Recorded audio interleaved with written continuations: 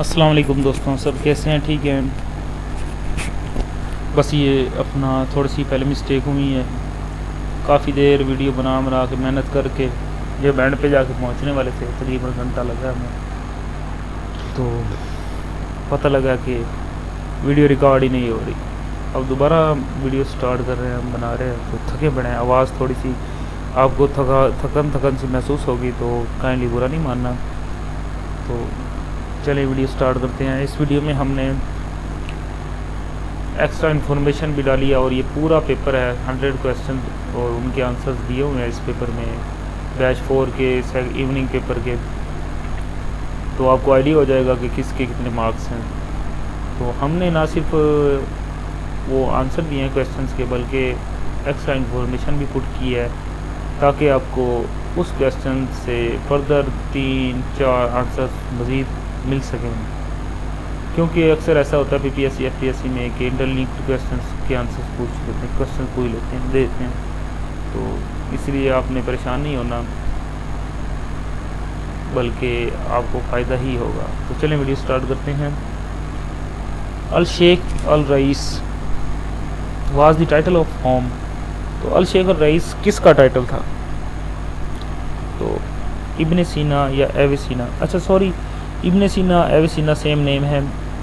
एक ही बंदे के दो नाम हैं, आपने दोनों नाम याद रखने हैं। एग्जामिनर आपसे इब्ने सीना भी पूछ सकता है, एविसीना भी पूछ सकता है, इसलिए आपने घबराना नहीं है। आपने दोनों नाम याद रखने हैं और कोई भी एक देगा या दोनों दे सकता है, जैसे इस तरह दिया हुआ है, या एक दे देगा कंफ्यूज करने के लिए, तो आपने भूलना नहीं है। तो इब्ने सीना was one of the greatest Muslim physician, philosophers and scientist. अब सबका एपीएससी पेपर्स में इब्ने सीना के बारे में अक्सर ये भी क्वेश्चन आया कि इब्ने सीना है क्या। मेडिसियन है, मैथमेटिक्स है, केमिस्ट है, फिलासफर है, फिजिशियन, इस तरह दो पार्ट्स दिए होते थे एमसीक्यूज में, दो आपसे पूछे होते थे उन्होंने। तो ये याद रखना कि फिजिशियन और फिलासफर्स की मेन चीज़ें हैं। तो इसको अजी ही वाज द टाइटल अल शेख अल रईस, इसका मतलब क्या है? द चीफ मास्टर और द ग्रेट स्कॉलर, इसका मतलब ये है। अल शेख अल रईस का मतलब है द चीफ मास्टर और द ग्रेट स्कॉलर।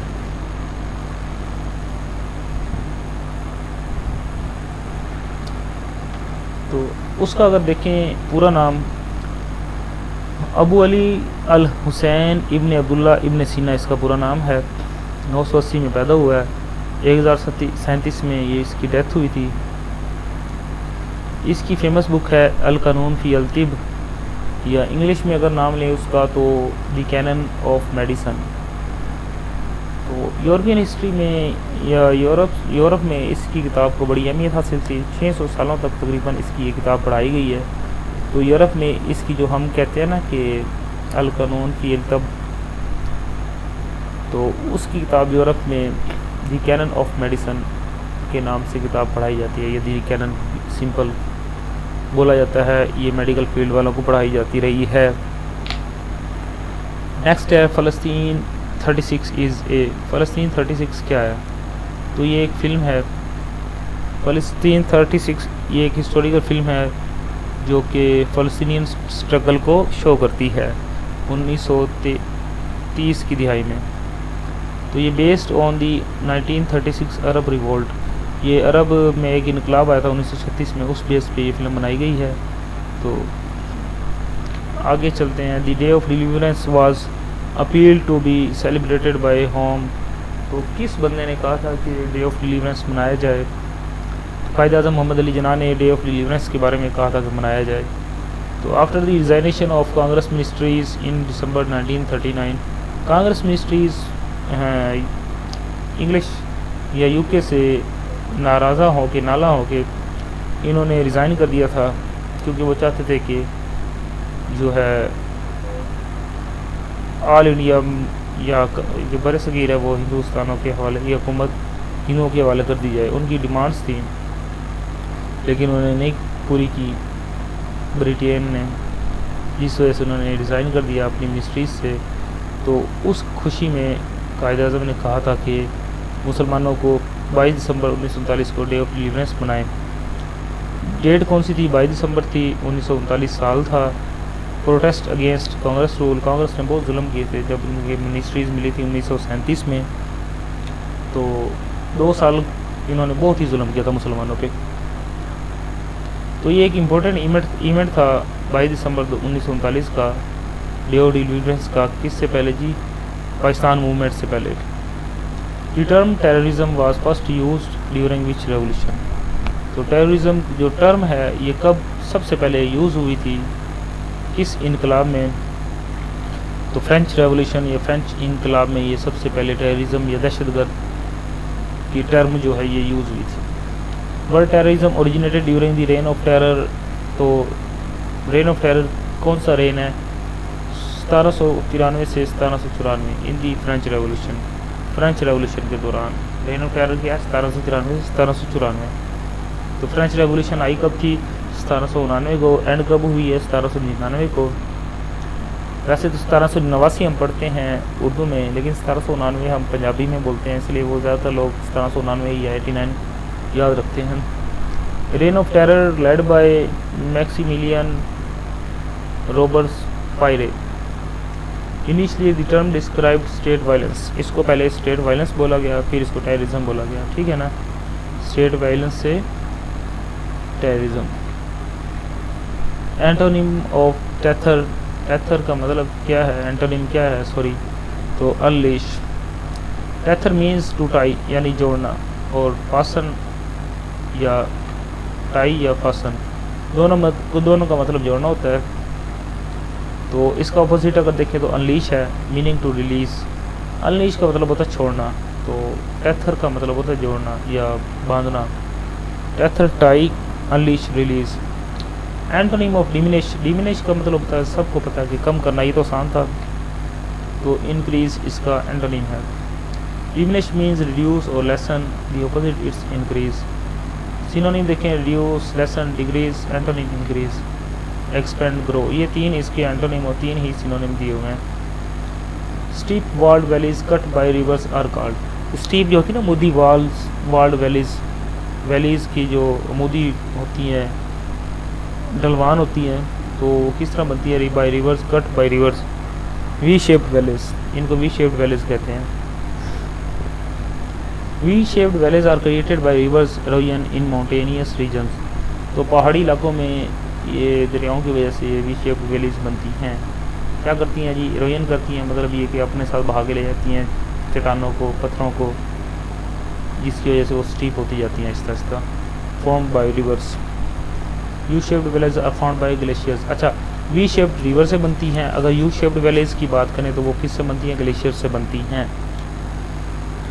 ठीक है ना। वी शेप्ड और यू शेप्ड वैलीज याद रहेगा ना। अब highest civil award of Pakistan. अगर सिविल अवार्ड की पाकिस्तान की बात करें तो सबसे हाईएस्ट अवार्ड कौन सा है? निशान पाकिस्तान।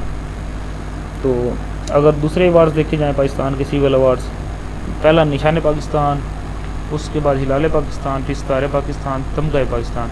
अच्छा, अक्सर ना स्टूडेंट्स भूल जाते हैं कि हमने ये जो निशान हैं,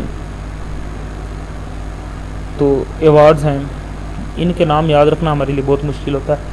सिविल अवार्ड याद रखने का मैं आपको आसान तरीका बता देता हूँ कि आपने ये सिविल अवार्ड्स कैसे याद रखने हैं। देखें, आपके सामने पाकिस्तान का फ्लैग है, पाकिस्तानी झंडा है। पाकिस्तानी झंडा किसकी अलामत है?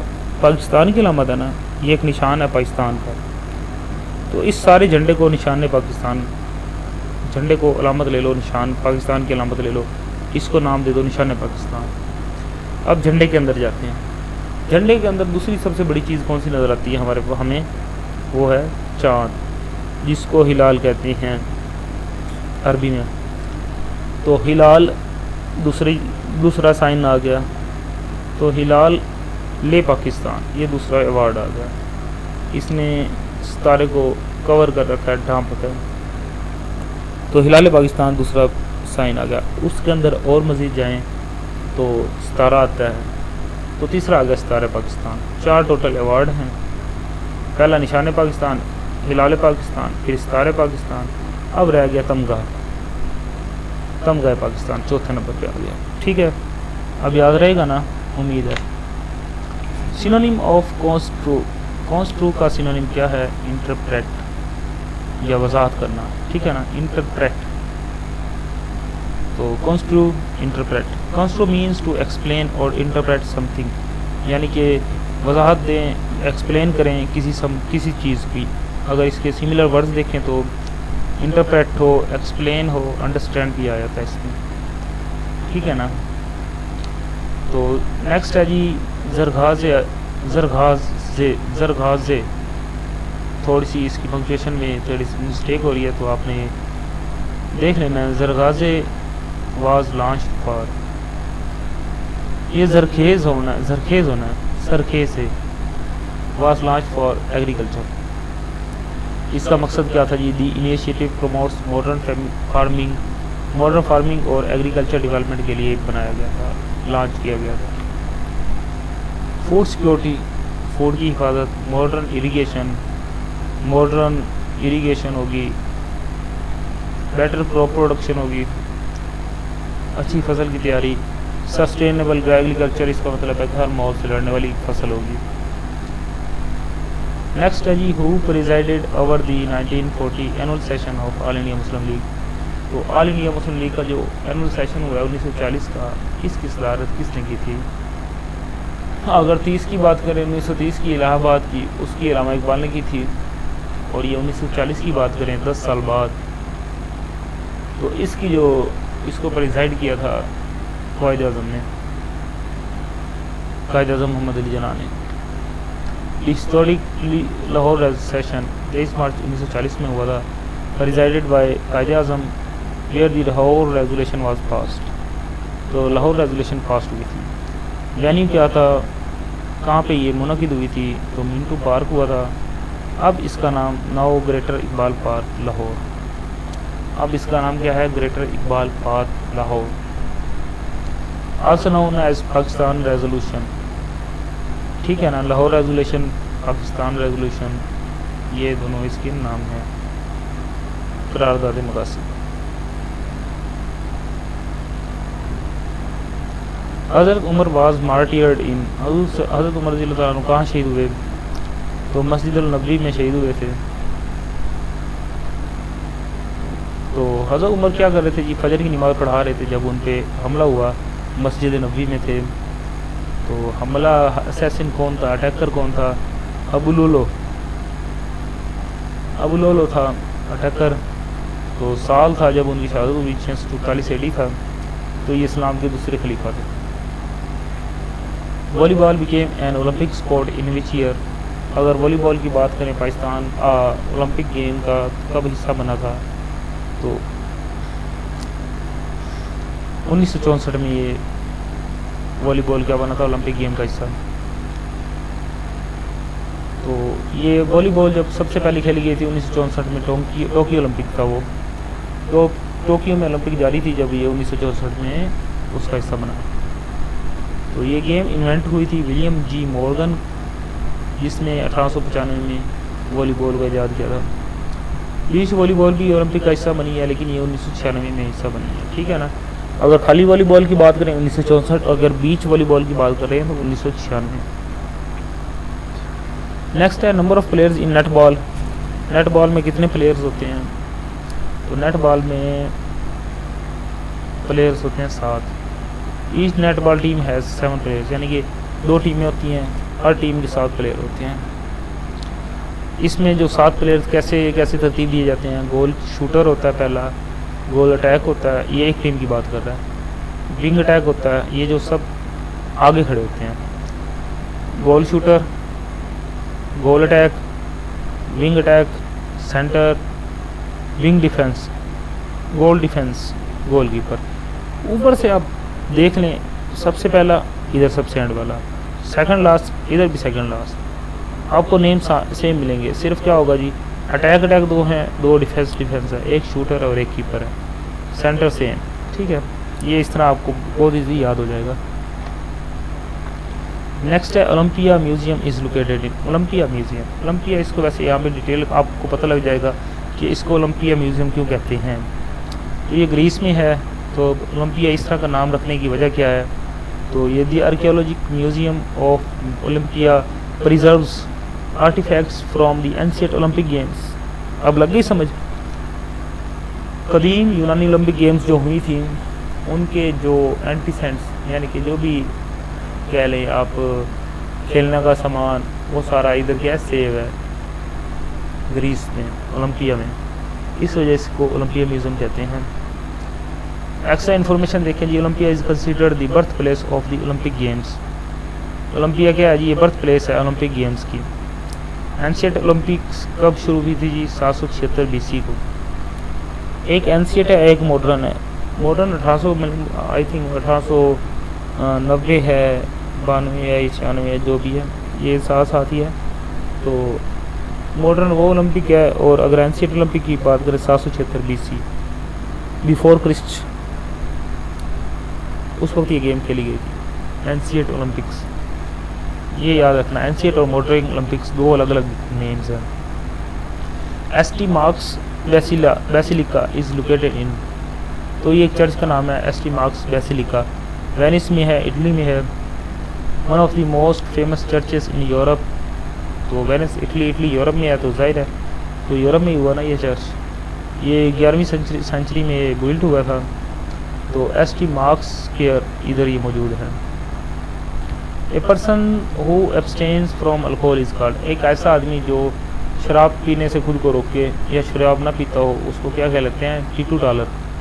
टीटू टालर, तो इसको टीटू टालर का भी मतलब आगे आपको मैं एक्सप्लेन से बताता हूँ। Titu taller is someone who never drinks alcoholic beverages. तो एब्सटेन रेफ्रेन, एब्सटेन का मतलब तो रोके रखना, टीटू टालर का मतलब होता है नॉन ड्रिंकर। टीटू टालर का मतलब ही नॉन ड्रिंकर है। National highway authority deals with, तो जो भी क्वेश्चन थे नेशनल हाईवे सबको डील्स करती है। NHA is responsible for national highways, motorways, bridges, road maintenance. ये सारे काम नेशनल हाईवे के आते हैं जिम्मे। तो ये एस्टेब्लिश कब हुई थी? नेशनल हाईवे अथॉरिटी NHA ये एस्टेब्लिश हुई थी 1991 में। Pakistan GDP growth rate fiscal year 2025 according to SBP abbreviation है स्टेट बैंक ऑफ पाकिस्तान। तो पाकिस्तान का ग्रोथ रेट जो था फिस्कल ईयर 2025 में, तो आई थिंक 3 था, 3%, 3.05 या 3%। State bank of Pakistan projected economic recovery with GDP growth around 3%। अगर बात करें ग्रोथ डिपेंड्स अपॉन, तो एग्रीकल्चर, इंडस्ट्री, सर्विसेज, इन पे ये डिपेंड करती है GDP। Complete the proverb, you don't fatten a pig by, तो इसका प्रोवर्ब कंप्लीट करना था वेइंग इट। इसका मतलब ये है, इसका मतलब क्या जी? Simply measuring progress does not improve results. Progress को मेजर करना इम्प्रूव रिजल्ट नहीं करता, रिजल्ट को इम्प्रूव नहीं करता, एक्शन ज़रूर इसके रिक्वायर्ड है। सिर्फ बातों से, जैसे कह दें कि सिर्फ बातों से अमल नहीं होता, अमल के लिए अमल करना पड़ता है। सिमिलर प्रवर्ब्स अगर देखें तो action speak louder than words, ठीक है ना, समय लग गई ना। एक्शन बोलता है ज़्यादा ऊंचा वर्ड्स की निस्बत। प्रैक्टिस मेक्स परफेक्ट, प्रैक्टिस जो होती है बंदे को परफेक्ट बनाती है। Before partition Kashmiri started their struggle against Dogra rule in, तो कब है जी? पार्टीशन से पहले कश्मीरियों ने डोगरा रूल के अगेंस्ट कोशिश की थी। कब की थी? 1931 में। Kashmir movement against Dogra rule began in 1931 and became a major political movement. तो extra information 13 July is observed in Kashmir as martyrs day by many Kashmir. अच्छा, कश्मीर में 13 जुलाई को कश्मीरियों का शहादत डे मनाया जाता है। The most common marriage system in the world is monogamy. तो दुनिया में जो कॉमन मैरिज सिस्टम है वो क्या है? मोनोगैमी है, यानी कि एक मर्द होगा, एक औरत से ही शादी करेगा, एक मर्द ज़्यादा औरतों से शादी नहीं करेगा। ये कॉमन मैरिज सिस्टम है दुनिया में। वैसे इसके अलावा और भी सिस्टम होते हैं, जैसे ये देखें मोनोगैमी, ये वही एक है। तो पोलीगाइनी, पॉलीएंड्री, ये दो भी हैं। Pakistan became a major non-NATO ally in, तो पाकिस्तान एक नेटो का मेंबर ना होने की वजह से, ना होने के बावजूद बहुत बड़ा इत्तेहादी है। ये यूएसए की तरफ से अनाउंस हुआ था 2004 में। तो ब्रिटिश अपना बुश था उस time president. The United States designated Pakistan as a major non NATO ally in 2004, यानी कि पाकिस्तान से उनको काम था, मतलब था, इसलिए उन्होंने 2004 में पाकिस्तान को नॉन नेटो अलाई का वो दे दिया, इसको कहते हैं, बस एक नाम दे दिया। तो इसका फ़ायदा पाकिस्तान को क्या हुआ? डिफेंस कोऑपरेशन हुआ पाकिस्तान के साथ, मिलिट्री ट्रेनिंग हुई, सिक्योरिटी असिस्टेंस हुई। देखें, हम सोचते हैं कि यार इसकी तरफ से, इस मुल्क की तरफ से पाकिस्तान को ये एजाज़ दे दिया गया, तो इससे क्या हो जाएगा? इससे बहुत कुछ होता है जो हमें नज़र नहीं आता। अगर डीपली रिसर्च करें ना, तो ये देखें, ये चीज़ मिलती है पाकिस्तान को या उस मुल्क को। किसी के बारे में अच्छे अल्फाज कहे जाने या किसी के बारे में बुरे अल्फाज किए जाना, उसको फ़ायदा या नुकसान लाजमी होता है। नेक्स्ट है जी, who translated the Pakistan resolution into Urdu. Pakistan की जो करारदाद पाकिस्तान थी, उसको उर्दू में ट्रांसलेट किसने किया? मौलाना ज़फ़र अली ख़ान। उसकी वजह क्या थी? क्योंकि काफ़ी लोग अनपढ़ थे, इंग्लिश नहीं जानते थे, उनको समझाने के लिए इसको उर्दू में ट्रांसलेट करना ज़रूरी था। तो जो मौलाना ज़फ़र अली ख़ान क्या हैं जी, फेमस जर्नलिस्ट हैं, पोएट हैं और एडिटर ऑफ ज़मींदार न्यूज़पेपर हैं। याद रखना कि नाम इनका क्या है? मौलाना ज़फ़र अली ख़ान। ज़फ़र अली ख़ान असल नाम है इनका। तो ज़फ़र जेड से बनता है और अखबार क्या है? ज़मींदार, वो भी जेड से बनती है। तो ज़फ़र अली ख़ान ज़मींदार, ये आप उम्मीद आपको नहीं भूलेगा। नेक्स्ट है, हु डिस्कवर्ड एक्सरेज। तो Wilhelm Conrad रोंटगेन।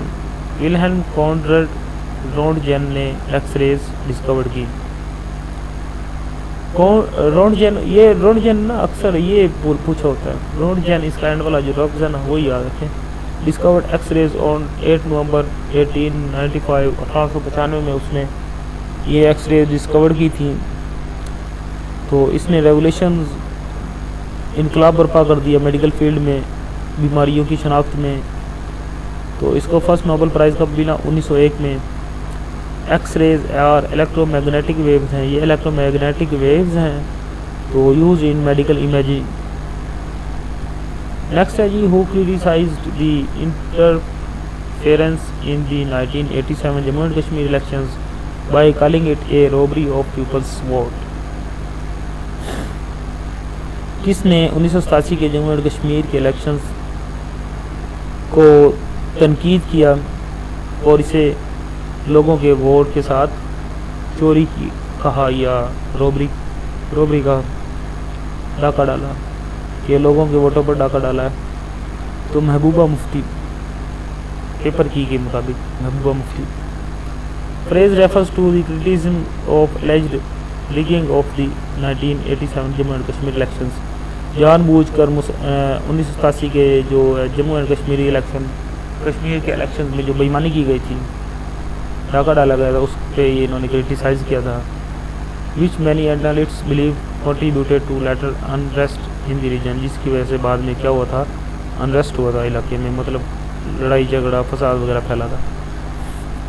1987 election remain an important topic in Kashmir political history. Issue is frequently discussed in South Asian current affairs. अच्छा, next challenge, Nursultan Nazarbayev was the former president of. Nursultan Nazarbayev जो था वो पुराना president था, former president था किस मुल्क का? कज़ाकिस्तान का। क्यों क्या वजह जी? इसने सर्व किया था first president of Kazakhstan after it's independence from Soviet union. Soviet union dissolve हुआ था 1991 में। आई थिंक 15 स्टेट इससे निकली थी। तो जो ये पहला सदर था कज़ाकिस्तान का, नूर सुल्तान नज़रबाई। तो इसका कैपिटल अस्ताना है कज़ाकिस्तान का। तो इंडिपेंडेंस कब है जी? 1991 की। WHO establish a new pandemic intelligence hub इन। तो WHO ने new pandemic intelligence hub launch किया, इस्टेब्लिश किया है बर्लिन जर्मनी में। The WHO hub for pandemic and epidemic intelligence was established in Berlin to improve global surveillance and early warning systems। ठीक है ना, ये 2021 में कायम हुआ है जी बर्लिन जर्मनी में।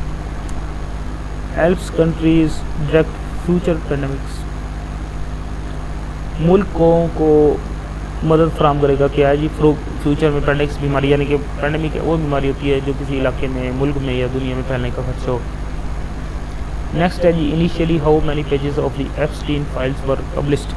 एप्स्टीन फाइल में सबसे पहले पेजेस कितने पब्लिश हुए थे, तो ये 3000 पेजेस थे। तो सम पेपर की is mistakenly mention 30 lakh mention किया, लेकिन ये official release refer to thousand of pages not millions. Official जो रिलीज था डेटा वो था थाउजेंड्स ऑफ पेजेस था, ना के millions. US government release thousand of pages of court documents related to Jeffrey Epstein. Jeffrey Epstein के related ये सारे क्या थे जी पेजेस थे। The documents include court records and previously sealed material. Analogy की बात करें, rake leaves information senses. A rake collects leaves while a senses collects information. Analogy rule देखें, tool object rake leaves senses information. ये census दोबारा फिर आया हुआ था। Lok Sabha is the lower house of the parliament of India. Lok Sabha lower house है किसकी parliament का, इंडिया का। India as a bicameral parliament, as bicameral parliament. Lok Sabha lower house, Rajya Sabha upper house, ठीक है। तो मैक्सिमम स्ट्रेंथ देखें 552 मेंबर्स हैं। ये कॉन्स्टिट्यूशनल लिमिट है 552 मेंबर्स, इससे ज़्यादा नहीं हो सकते। तो अब स्ट्रेंथ कितनी है 543। She did not take her father in any way, तो she did not take after her father in any way. The phrasal verb take after means to resemble. Example देखें जी, she takes after her father. Nip in the bud means stop somethings before it become serious. Nip in the bud, किसी भी चीज़ के वकूअ होने से पहले उसको रोक देना। Idiom means preventing a problem at an early stage, आगाज में इसको रोक देना। दी government nipped corruption in the बड, ये झूठ है, लेकिन मैं वैसे वो और बात कर रहा हूँ। लेकिन दी government nipped corruption in the बड, तो गवर्नमेंट ने क्या किया था जी, करप्शन को स्टार्ट में गला घोंप दिया, रोक दिया करप्शन को मजीद फैलने से। Font style in MS word are available in which tab. तो फॉन्ट स्टाइल MS वर्ड के कौन से टैब में मौजूद होता है, होम टैब में मौजूद होता है। अब फॉन्ट ग्रुप जो भी होता है वो होम टैब में मौजूद होता है। उसमें ग्रुप में क्या है जी, फॉन्ट है, फॉन्ट साइज है, बोल्ड है, इटैलिक है, अंडरलाइन है, फॉन्ट कलर है। नेक्स्ट है जी which is the correct email format. Email format की बात करें तो कौन सा करेक्ट होता है, your@mail.com। स्ट्रक्चर क्या होती है, यूज़र नेम होता है प्लस @ होता है प्लस डोमेन होता है प्लस एक्सटेंशन होता है। आपने याद रखना ये यूज़र नेम @ डोमेन क्या है जी, जीमेल है। यूज़र नेम क्या है, ABC @ वैसे आ गया। डोमेन क्या है जी, जीमेल, ये जीमेल इसकी डोमेन है। .com एक्सटेंशन होती है। तो इनमें से ये अलग अलग भी पूछ सकता है, ये चीज़ें इनके नाम याद रख लीजिएगा, कौन से हो इससे को डोमेन कहते हैं, कौन से इसे को एक्सटेंशन कहते हैं। URL stands for uniform resource locator.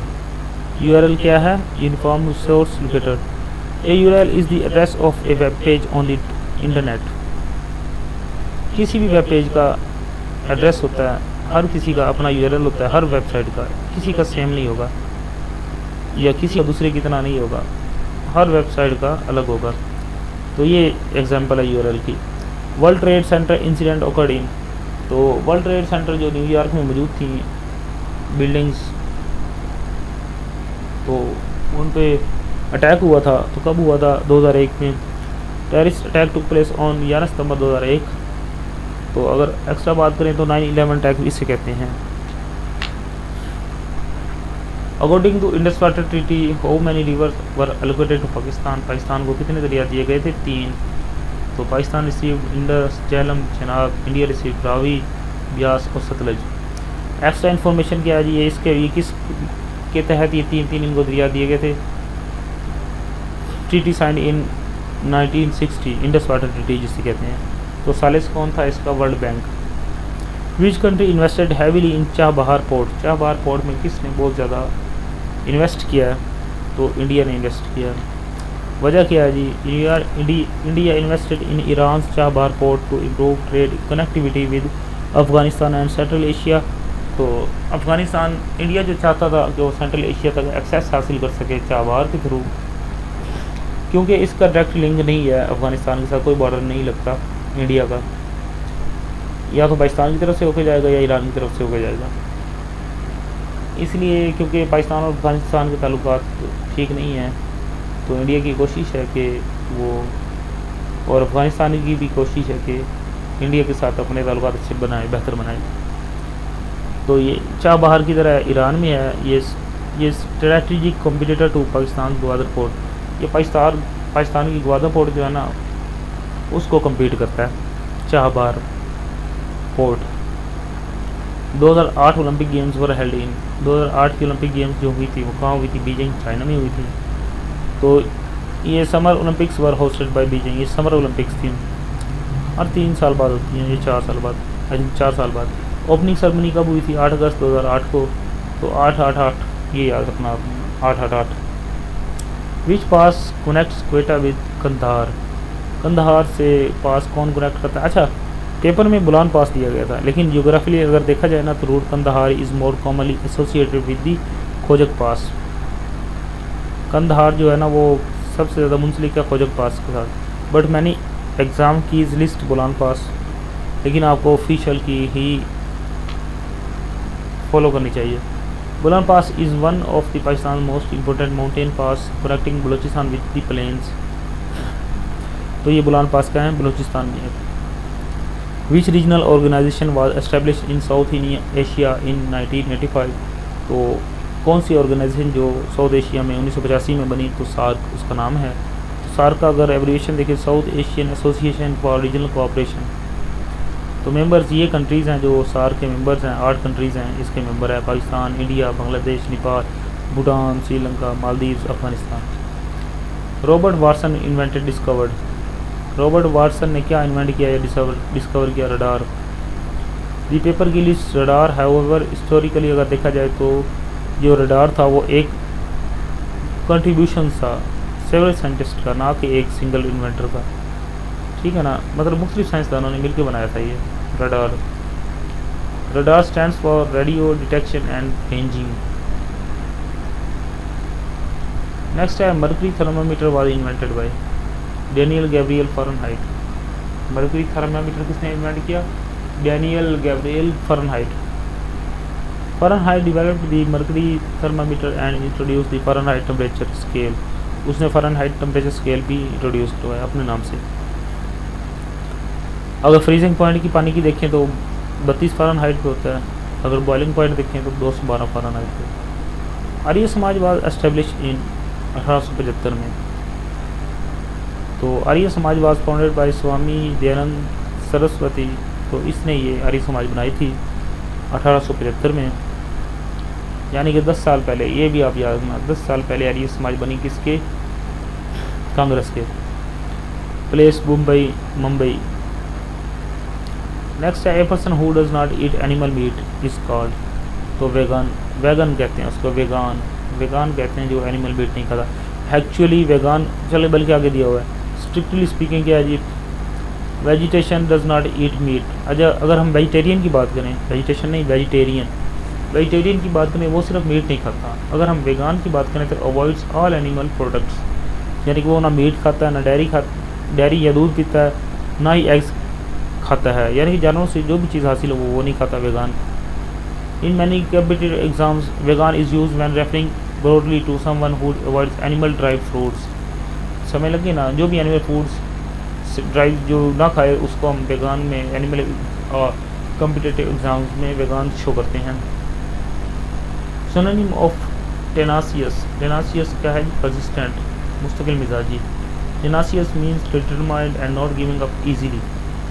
जल्दी से हार ना मानने वाला का मतलब क्या है? टेनासियस। परसिस्टेंट, डिटरमाइंड, रेजोल्यूट, फेम, ये सारे इसके सिनोनिम हैं। पैराडाइज ऑफ एशिया किसको कहते हैं? कश्मीर को। Kashmir is a famous for its breath taking natural beauty and is often called paradise on earth और पैराडाइज ऑफ एशिया। तो एक्स्ट्रा इन्फॉर्मेशन इसकी जो मेजर अट्रैक्शंस हैं क्या हैं जी? डल लेक है, गुलमर्ग है, पहलगम है, सोनामर्ग है।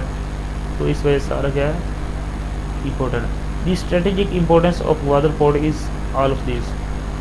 Gwadar is important because it supports international trade, connects with CPEC, provides access to the Arabian Sea, has strategic military and economic significance। Extra information देखें जी, ये तो ये इधर ही मौजूद है जी, प्रोविंस ऑफ बलोचिस्तान में मौजूद है। तो स्टेट ऑफ हरमज़ के मौजूद साथ है ये ग्वादर पोर्ट। तो ये क्या है जी? इसका की प्रोजेक्ट इसमें क्या है जी? चाइना पाकिस्तान इकोनॉमिक कॉरिडोर है।